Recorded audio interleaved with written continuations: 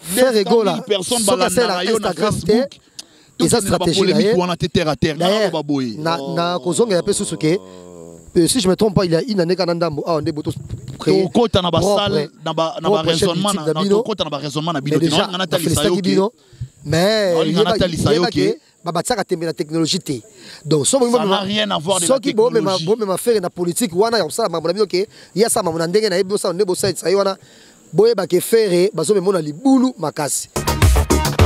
Il se murmure que Gossip DRC News, Jazz Kaboul. Abonnez-vous massivement. DRC News, Jazz Kaboul. Abonnez-vous massivement sur notre chaîne YouTube. Gossip DRC News. Gossip DRC News. Gossip DRC News avec Jazz Kaboul. Yo, alerte générale. Abonnez-vous sur Gossip RDC News. Jazz, Tokos. On est ensemble. DRC News avec Jazz Kaboul. Gossip DRC News. Je vous invite tous à venir vous abonner ensemble. Bienvenue à tous et merci de nous rejoindre dans cette émission spéciale Piano Bar. C'est vraiment un plaisir de vous revoir dans cette émission.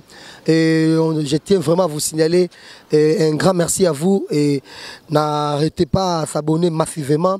Et bien sûr, émission la biso, lien pas donc beaucoup de s'abonner encore et encore na Gossip DRC News chaîne nabino qui toko obo information et tout au long il y a ba maman bébé to no sala awa boza maman bébé ko sala ozana mariage ozana baptême ozana matanga ozana nyonso bo benga biso numéro za affiché wana to ko couvrir ba finalement bino à moindre coût bien sûr parce que toninga bolingo ezala plutôt misalisana. Merci également grand merci à vous le président Denis Ngambani ainsi qu'à madame Naé depuis Zaïssa Julie Kitima big up nabino na ba nyonso wana ndabiso sans oublier partenaire Patrick Moulele et norbo ça n'a jamais Jisse Chombele Mutu o le mbosa te makambo mais si ce plateau, je reçois pour vous, et lui c'est mon ami, en même temps directeur marketing, mais déjà, quand on a porte-parole, d'abord il y a un directeur marketing, Trésor Congolo, Boni. Jazz Kaboul, Nenigo, Trésor Congolo talakanangai, o simbelinga mbeli poninyo. Nigolo clip to Lexa trop na TV en enfin clip et bimi kitoko. Bon on a kata musa na marketing, na teso na qui vite en besoin. Non, vas-y. Mais déjà na découvrir peka ke tala pa wembeza. Donc to comme moi te ce jour to la moki, wa ba bossa podium wana. Ah yo on a lobaki déjà comme directeur en marketing, on directeur en marketing. Na lobé d'ailleurs comme chanter. Non. Ça me fait plaisir parce que on a vu nanga mon travailler na ba bosseur. Ba mission mo ba ebi pena musa na bango elo que ça la nga plaisir ya ngwana moni. Nga pena chance na zone na mondo ezati le roi bat misusu au bandino par exemple l'on a vraiment responsable na mo bango tanga komba mutu musa nga so dibné. Non, mais j'aimerais vous rappeler que tout au long de cette émission, parce que dans telle émission, on a trop au sein de Nicolas Leki, en tout cas, apparemment, aux autres s'attaquer quand même tout le monde. On dirait, on s'attaquer dans mon pécala, d'être au Lembisi, on met trop côté moko. Mais, on a les lotos, ça la vraiment la 4e émission. Donc, ma question, on retourne au répondre à Yango, on a bimand dehors. Et ma question, on retourne à protéger côté. Comme tu veux. Donc ça dit, tu travailles avec un artiste talentueux et ça a plaisir. Il y a des gens qui sont à niveau C, à Mata, on a sommet. Si on a un sommet des sommets, donc ça dit plaisir, on a au moins le numéro 1. Yannick. Il y a Basala Moussalo, il y a marketing. Ah ouais, notre comprendre numéro 1, il y a porte-parole, tout, c'est pas grave. Tout le monde, sans exception. On a autant de combo na binaye, autant de combo na binaye. Solo binangai pourquoi on mi benga les king lelo parce qu'il y a un argument pour démontrer pourquoi on a les king na musala. On a besoin d'attendre théo ba manzanza ba nini te na tandangote. Na oloba ba juger so ba tembe ba to kuta na biso tout ça débat. Ya le rwanda faire rigolo loba na ba artiste et tout. O ya ko ta doute qui na compétence au faire rigolo na ngwa l'équipe bango nyonso. Ba ça la battle. battle, c'est-à-dire Jazz Kavoulou un musicien, nga Congolo na musicien, c'est-à-dire nga na bi na yemba 3e wa Jazz Kavoulou, luka banzemu no ya pasi o eza l'exercice. Pesa nga na yemba, nga pe na luki banzemu na nga ya pasi o eza un exercice na pesi o yemba, public est jugé.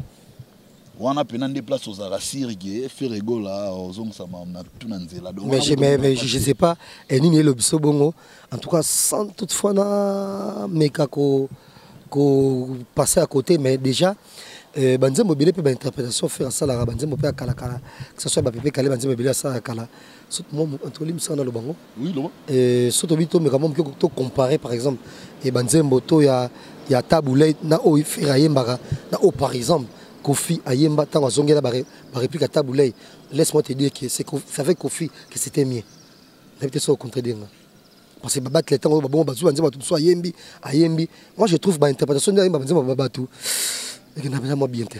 On est à boule na yo.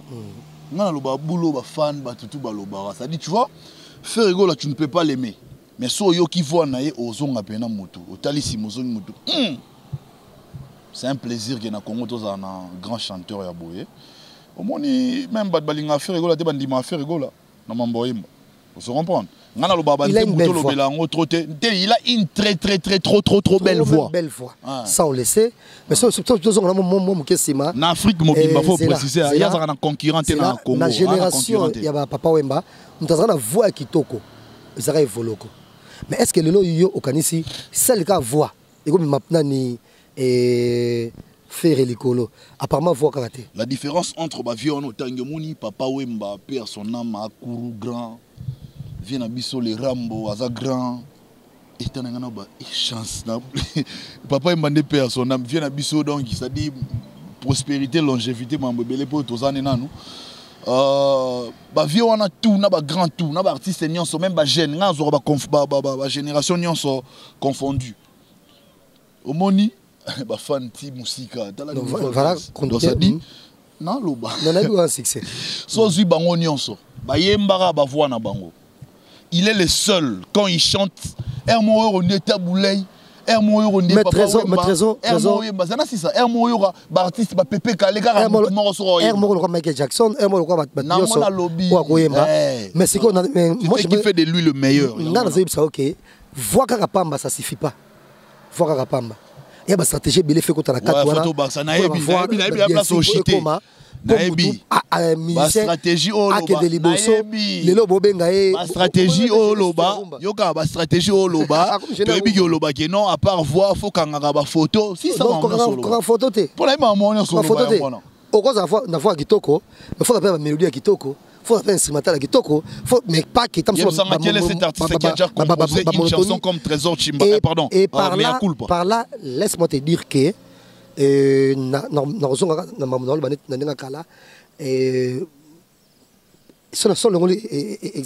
il y a Evoloko voix kitoko stratégie za la guité Papa Wemba abima qui et puis asema po sali et na même ko sasade ko baké même Papa Wemba nga kufa bongo a peseka loko le ka Evoloko nga za vivant taka ibembe na mtoza vivant tozongi sus Kofina Carlito Carlito fait la voix ya kitoko pe ya mokili de oh na habité songi ndenge nini Kofika na voix na ye kaka wana ka ya koluka kaka wana Koffi Olomide c'est lui le numéro 1 ya RDC Congo depuis Papa Wemba kufa de c'est lui c'est Koffi Olomide yo attaque directeur marketing et je pense pas au web ça que seule voix kaka il a fait rigolo là et que ça là il y a comme un grand artiste donc il a une belle voix mais trop maintenant soit un grand artiste c'était bon on a ebeza omoni faire rigolo ya lobelara voité faire rigolo ye eza mambo belé na kati wana eza voité tamu no bora mimina kangudi ona weba yede ye ça la émission très au Congo ye oli gona oh oui bité na ko sotin non ça la émission kitoko yo mtolo tonze mna yo na ki mansa futi zwa madame ona ki mo musika ba mona ete me yo vas-y comme ça quand comment le bâtard mususu de monité temps on a vandane na mona ki oleka ça va bon bref grand prêtre ma grande dame mimina kangudi au betino carreta lio ngala ebi place to kutane donc voilà Le problème c'est. Non, non, Zoni. Non, non, regardez chef côté. Après, c'est n'importe qui n'a pas foutu. Ah, ça va, c'est bon. Donc voilà quoi. Au moment seule voix ne suffit pas. Oui, tant qu'on a seule voix, faire rigoler, il y a dépendant à fois. Non, pas beaucoup de ça voix. Mais écoute. Beaucoup de ça voix à faire. C'est là. Toi, tu sais voix est danger. Non, par exemple, normal. Même na téléphone. Est-ce qu'on peut comparer Carlito na Kofi Olomide? Oh, Carlito, on a voix qui tant qu'on le Kofi. Mais c'est Kofi le numéro 1. Carlito, c'est pas ferré. Les autres là, bah vieux vologo, bah ça calme, c'est pas ferré. On se comprend. Faire et voix naïe, ils ont raisonné tellement na niveau que est nara faut balukaye. Donc on beta voir na karaté. Somme ta yo kengo faut balukaye. On se comprend. Faire égol les lois vendre ça de la base ana ba fan ébélé éparpillé partout dans le monde au baza capable de jazz sur bungi ba ko beto ligola faire baza. Ne mon héritier wata. On se comprend. Te baza te. Ne mona Fabrigas. Te baza te. Ne mona. Zela. Mon na vinga na vérité. Voilà, mon ba fi na so ba Lyon ba na ba fan na bongo. Donc mon après fi na biso, JB Pierre na fi na so Lyon. Il y en a des jeunes ba remplacer parmi les deux jeunes Ferrego la fait partie. Oyo ba koma lelo yo. Soko lobi lisola oyo, il faut souka na lisola oyo. Oh mata okita. Pourquoi ça bongo? Soko ça bongo c'est-à-dire quoi? Ferrego la na ba fan, a na base moro assise. Ne pensez pas que ceux qui bino bozana posa Ferrego la a mené vie na ye to carrière nende yo Jazz Kavulo lingi le roi Ferrego la osala ngote ne batunion so ba olanda mambo Jazz Kavulo yo lo ba ki wana raison non. Biso to linga Ferrego la biso ndazaka bongo. Biso mto sepela ke Ferrego la kozana complexe okenda ba place moko te na ba sentiment ke ba place auto sepela ke okende réellement. Ba trophée on faut obi bino décidera artiste comme le roi aveugle amona te biso ne to mato ina mais yango na lo ba kaste bref il y a qui na ba CG biso nyonso to parce que bien là na biso tout dans information roya boye presse fois tout na ba oya yeti bo moni ndeni na lo ba te presse ne na moni désordre mo ezawana par exemple tant que tu n'as mambo afrima liboso ni na lo ba na bi désordre za na bi pour na bi président la ba komi kombo na faire à gola est-ce que yo za faire à gola et décourager un artiste parce que Afrima information liboso ba censé koye bezana kombo ya mutu ba bengisa pour ba sali invita ba sali ba nominer Ferrego la thème de moi nominer pour que na bango ta kipate on se comprend donc ce qui veut dire que il faut bazara sérieux biso total à niveau Ferrego la nango déjà aro tambola ba place pour que simba touche artiste mo uta yamba dernièrement na tribunal c'est pas pour l'insulter c'est juste pour épingler un truc pour nga finga pe goûter yemo na na mnorona lo banine Katika okende biti parce que ba bengisa e deux fois kenda zo trophée té déception ne peut se kanda bara ok sousté parce qu'il y a que yé mutozwa n'habite sur le bas en émission na moto le bas alors en émission ya ba confrère na mo poto je pense pour na lobani que mutu na mutalinga place okende ba tchai na rana yé Afrima déjà rien que par le nom, ça l'erreur à combo pour na biso to jijango déjà qui boit sérieux te pour na biso ta so bazaka na bon sérieux pour na bato miso mais pour na biso to jijango za sérieux te ali ba perdre crédibilité pourtant on sait que mission au loba que non est-ce que au loba mambebele te faire rigolo to boya ba photo flash ba ni loba mambebele c'était pour amuser la galerie j'avais compris bien sûr mais ce qu'on a ndenge réalité na ndenge réalité ça qui to kende jamais ba place oyo donc jamais pas place oyo tout le monde est sérieux zati dans cet exemple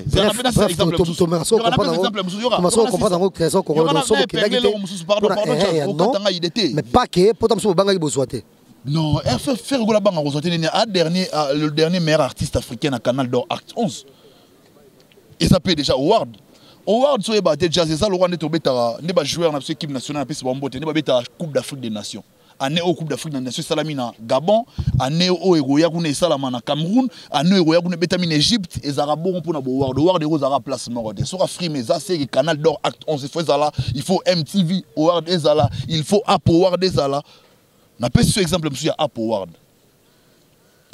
et salamimi balenga na ebagité ba fan ba benga ba bito mona fi komba faire rigolo na App Howard te na bité App Howard na landela jangote attends je vais me renseigner nde ba fan ba motindela ba mail ba tindela App Howard ça bon que non soto longoli komba faire rigolo parce que App Howard soit pirate et salami ba chepe komba faire rigolo kuna qui a représenté na même soirée alors to yo mona par rapport à immigration donc c'est à dire ambassade ya États-Unis qui est normal te bino tout bon invité mutu moko na jour moko na même soirée yango tolongoli kombo ya Ferregola ba fan batuni esiko pona ba vote au date voter ebele.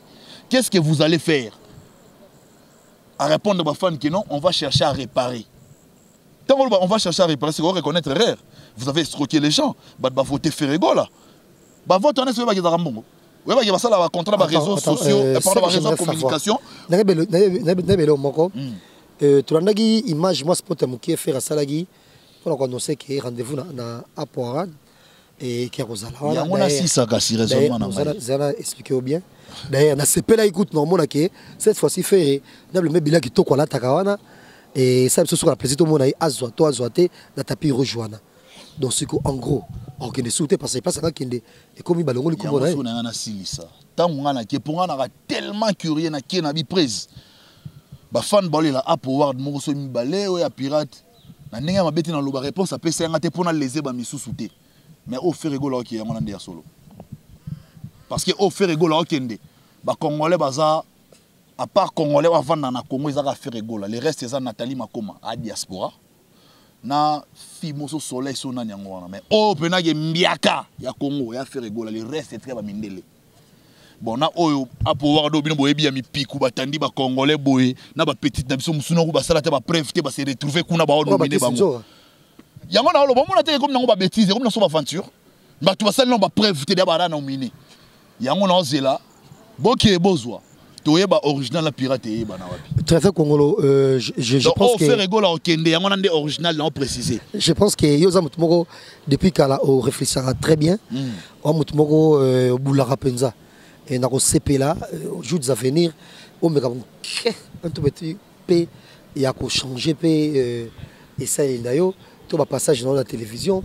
Et ça c'est cette fois-ci digne yayo parce que au senti au communiqué le quoi porte-parole ni on so orio au comment directeur marketing est-ce que c'est une différence dans nous il y a directeur marketing na porte-parole non pour tout ça on a une question on sauter mbango il faut toucher il faut répondre pour tous ceux qui me suivent en ce moment on répondra par rapport il y a chroniqueur ndame mangai et on a ba chroniqueur notamment Aye Jazz Gavoul boson sa émission sur ya biso to sala tu sens vraiment qu'il y a des questions à provocation que si tu ne réponds pas à hauteur et à niveau à poser les questions wana au bimaloro ayuma depuis na kola ti lelo na bima yuma te non na ligament te na bima yuma na alara yanke même dans na danga na université na muto azora wagon wa o monde ba balanda na sima des ordres ngaso na kan tête na alaka liboso na zara sima te yango monde même temps na ya musala o na alaka liboso na tika batutu po na roza la jamais sima.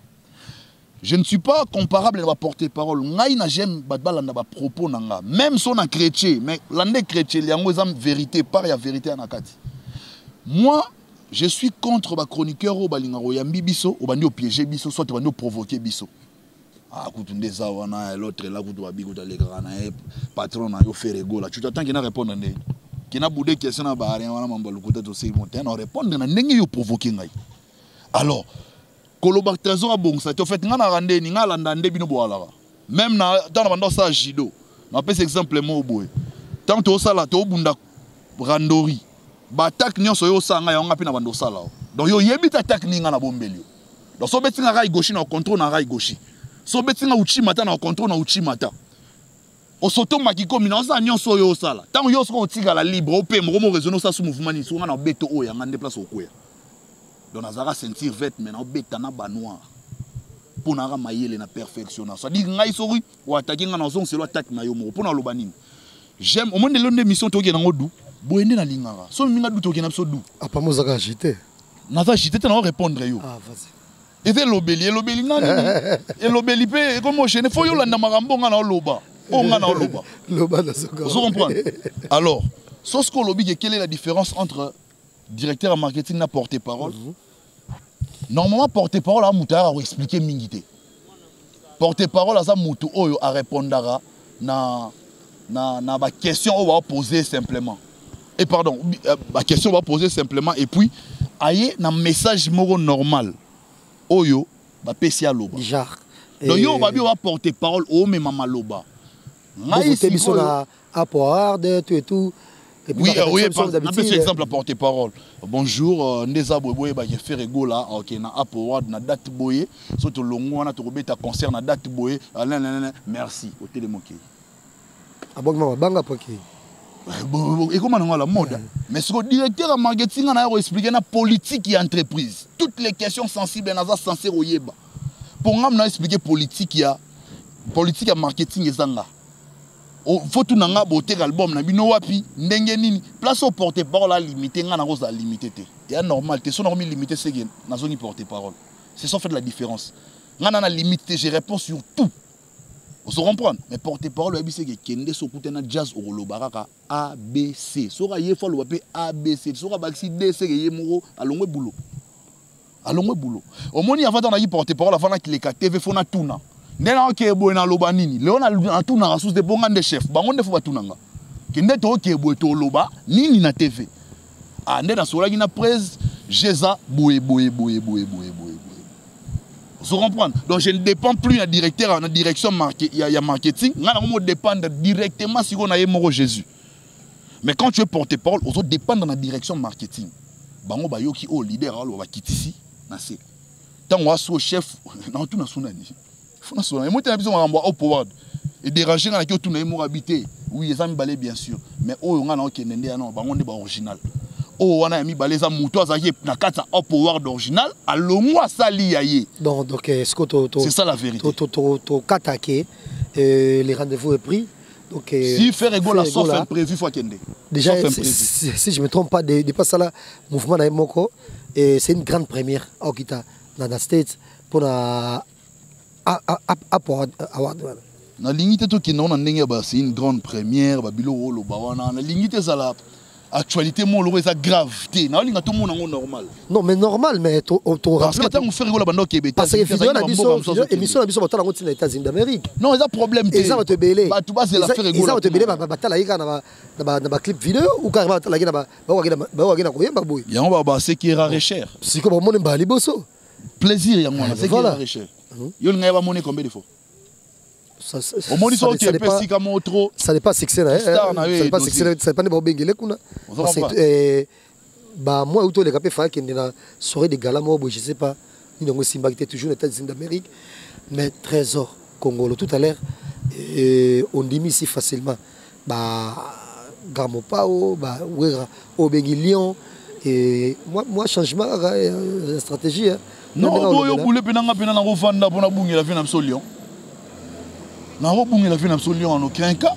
on a même fait Regola pour permettre ngata a mérité ba respect bel et on nga na ko bungi le tenga na lo barande vérité c'est ça en fait le problème dans le artiste mo lo bagi na franc parler na orgueillité pona nini nga ba do ngondi ma franc parler na ngate na pena na franc parler. Quand tu me poses une question, Jazz, on a respecté notre ballon d'abisso. On a reçu l'assemblée, on a boit sa question, on a donné non. Vino Solion, c'est un grand. Vous comprenez? Voilà, il y a un moni. Et là, on a loba. Tu me suis comme ça, grand, les lots, oyo. Non, ça, il va preuve, écoutez, on va venir, on va Lyon, on va venir, grand prêtre, un piano, j'ai bien piano, sala, on va venir, on va rambo, sala. Les boulot, oyo, nzungu, on a un martyr. Tant qu'il y a une tondité. Il y a pas une unité de mesure dans la musique. Oui, il y a une unité de mesure. Pour tester la popularité. Non, il y a une unité de mesure si? dans la musique. C'est pas grave. C'est pas grave. Tester la popularité parce que nous arrivons à la fin de cette émission. Et ça la fait plaisir. Yo, on a directeur marketing pour quand tu reçois sortie, présentation officielle, il y a Kiki JD, placement select, placement Gitoko. Placement qui est 50 bambons, on va consommer ce zalaga. Placement peut être l'X, tu vas vendre net kala.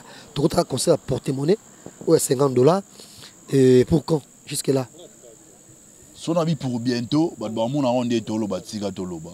Mais on a fait rigoler en associé à présenter tous les 33 titres. Tous les jours, on va travailler ma cassi pour coller ma champ, ma amener se vider, ba kangango bien. Pour présenter votre spectacle vraiment donc va présenter votre logo pour s'attendre mon y fait rigolo là c'est pas Jomo Boyer na podium pour ça va blague il soit simbi loko yo tant oyemba au senti bina ki muto donc à concentrer dans mambo ça là focus na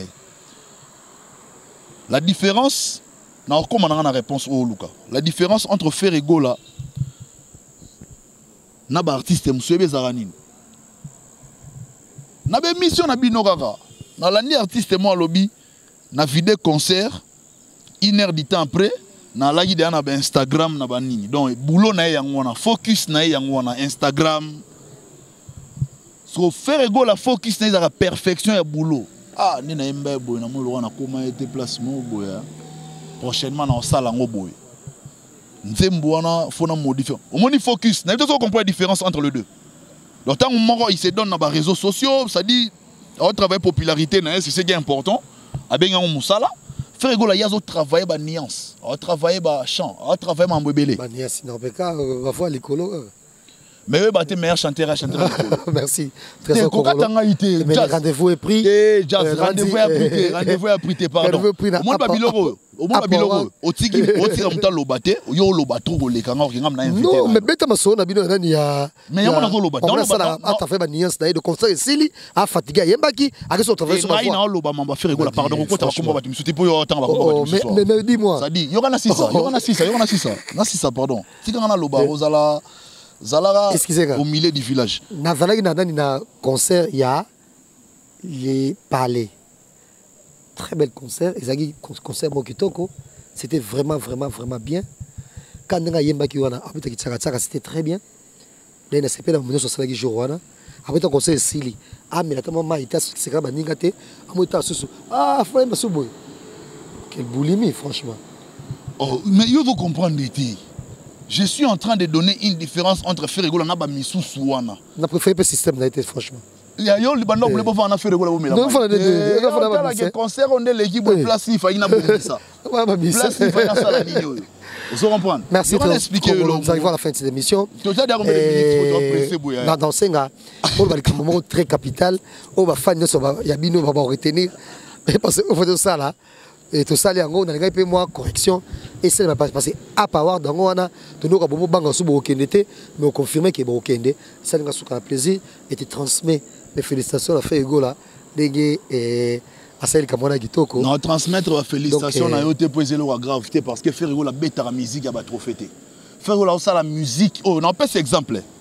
Quand Batouba on a abonné autant na page nanga sur Facebook, sur Instagram, sur Nitobo ité.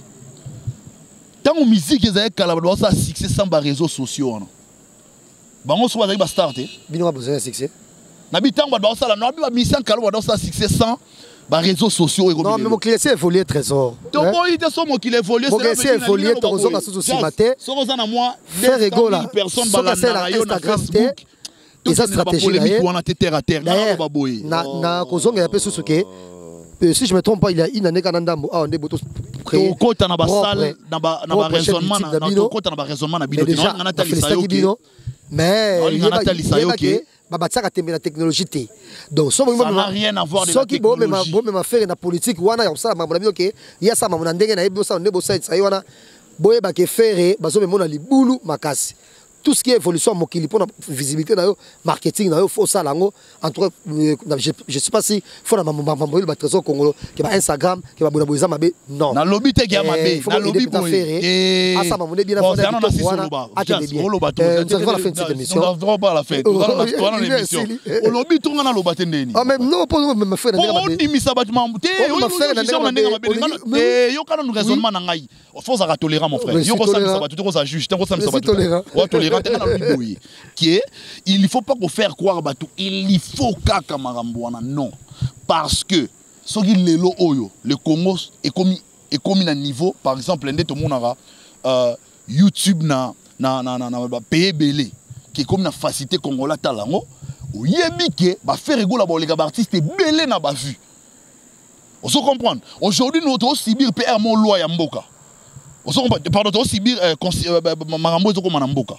On se comprend. Il ne faut pas qu'on l'obaki donc abonné tel sur on a pas on a autant d'abonnés de la de l'équipe à tout non. Problème est zanini. Dis-toi que nga sufona télé maraboye na mboka moko étranger na mo public full bazo yemba banzembu na ngai.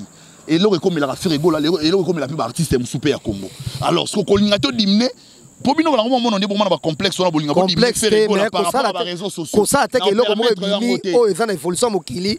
Yo ça que faire ça et la ngote eza erreur. Parce que on a bien faire ça la ngote. C'est au moins na Facebook, na Facebook, toi la page papa na page. Problème est nini? Problème est ça. Yo attaque directeur marketing. Non, yo évolution mokili. Il faut faire dans notre politique. On a le couteau non papa. Je regrette beaucoup parce que je pensais que ça professionnel mais la monde qui est professionnel. Tu parles trop, je parle moins et comme nous avons ça débat moi il faut me laisser le temps de répondre. T'es young tolobi mingi. Yo so expliquer aux imposer.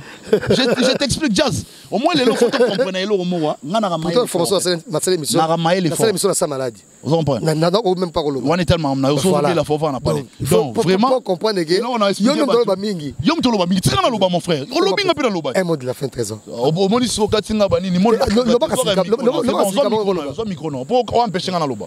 Ça dit ba fan toi faire ba ta ba mon na niveau ba empêcher ngana. Laisse-moi parler mon frère. Vas-y. Laisse-moi parler. C'est pas ce que tu dis que la Siroan a raison. Il y a les caméras qui devant toi. Ok, dans le baboué. Au moins, dans la vie, il ne faut pas faire croire à Batouké, oh yo, le bandé a raisonnement mon vrai. Il ne faut pas faire croire à Batouké, oh yo, yo, zo boulé, que ça, la messe à la bonne est vrai. Dernier langaya, les lots sont batanga, des grosses stars na Congo. Comment va faire rigoler les anakati? Comment faire rigoler les anakati? Na l'obité que faire rigoler ça là bas réseaux sociaux. Na l'obité que focus il y a faire rigoler fait comme bas réseaux sociaux. Focus n'est pas moussala. Il y en a pensé qu'il différence. Faut tout ça il a pensé différence que faire rigoler il y a perfection il y a moussala na yé. Yé fois là la race boule moussala ngani na sala qui on bo lobby fona comme ça on mala mundenge nini. Focus il y a faire rigoler il y a ngwana. Kolingato il s'habille que non parce que c'est peli pour faire rigoler qui Up Award. Non. Et là qui c'est que faire rigoler kende pété ce trophée ça yé mutu musu ba rozwe là. Il faut pas nécessairement kende. Natala qui festival de Cannes actrice mona linga mingi azagi te na moni ke ba memele trophée kuna. Place à ça. Na uta la remise des trophées à ba FIFA Award, ba tu bazate ba memele ba trophée ti place baza. Pourquoi ceux qui ba bilo rani rassurer ba me la faire rigoler trophée awate.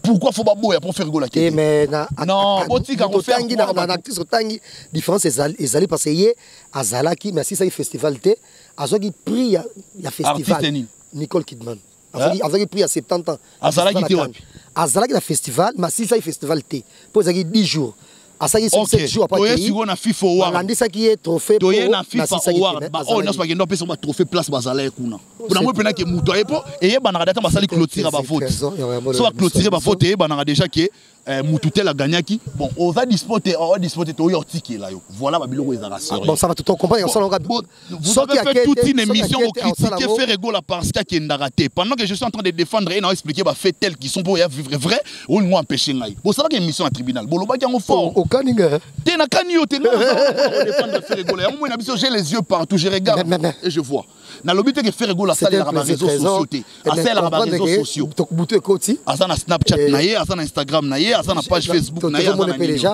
alors kolobate ki o biso mto peksa faire rigoler on a tout ça nous que muna muto na façon na travailler faire rigoler focus c'est beaucoup plus perfection ya musa naie mais on non c'est ça tout autour na ndenga technologie pourquoi faire rigoler aboyango faire rigoler aboyango te bon obligé faire rigoler faut ça la gaba featuring faire rigoler testimony que focus na ngezana no que rumba o na yemba ngo trop parce que ngamoronde image na ngavala beto ba mona pourquoi yemba rumba ba ochangaka tant ba ochangaka ba ocha faire rigoler kate ba ocha rumba na ngaka bilo boliga featuring faire rigoler ko bimana abimana ba featuring te ba artiste msuko bimana ba na ngona ba featuring c'est ça en fait la différence faire rigoler aujourd'hui à se battre na combo na yena no yemoko ba yeba na no faire rigoler ça te que ba yeba faire rigoler parce que télé magina just obi Théo, faire rigoler déjà yeba na no banini que combat na mobimba bunda yemoko abunda on est fort alors problème na ngeza boye il faut beaucoup respecter faire rigoler na niveau ga star ya Congo ou à respecter et puis à ça la rumba responsable il faut pas tant bolobela mambo faire rigoler bolobela ngona ba façon moko boye on dirait neti et ça bien te na lobi pona yote yo loba no bien mais pona ba misusu ba bongisa vous comprendre faire rigoler c'est une valeur sûre ya musique na so Congo faire rigoler respecter ba artiste ebelé à Congo badbala na peut-être te so mutay na moi guerre ndera mon marque house damba na show wane ya marque house damba faire rigoler te mutatinda faire rigoler yé à concentrer ga boulot na yé biso to yaka tant monde qui peut-être mutumura bungeli faire rigoler on le défend à notre manière et ça ranango normal polémique na musique na biso banda leloté batu misusu baloba nini ki asala ba polémique atika kasi poko mukolo tika biso peto sana ba polémique ton biso peto koma mikolo to tika to lembango Et ça normal. Pour nous lobanine qui to leka par là, ba nyos ba leka par là. Et ça te ke boko malokolo, bango ba ya kaka, ba lobaka boy. Non. Merci très voilà. Nga na obige na kuna moral opé ça ba mbote te obige. Bon, na beta apé matolo te. Et moi vraiment que na kanda. Na beta apé matolo te. Bon bref, mbote ya te. Voilà, merci à vous, grand merci encore une fois au président Denis Ngambani, grande dame Julie Kitima, et merci à Coco Mills, grand merci. Et bien, nous sommes émission que cette émission Piano Bar soit avec vous et merci également à Galilée Mbayabo, merci, au revoir.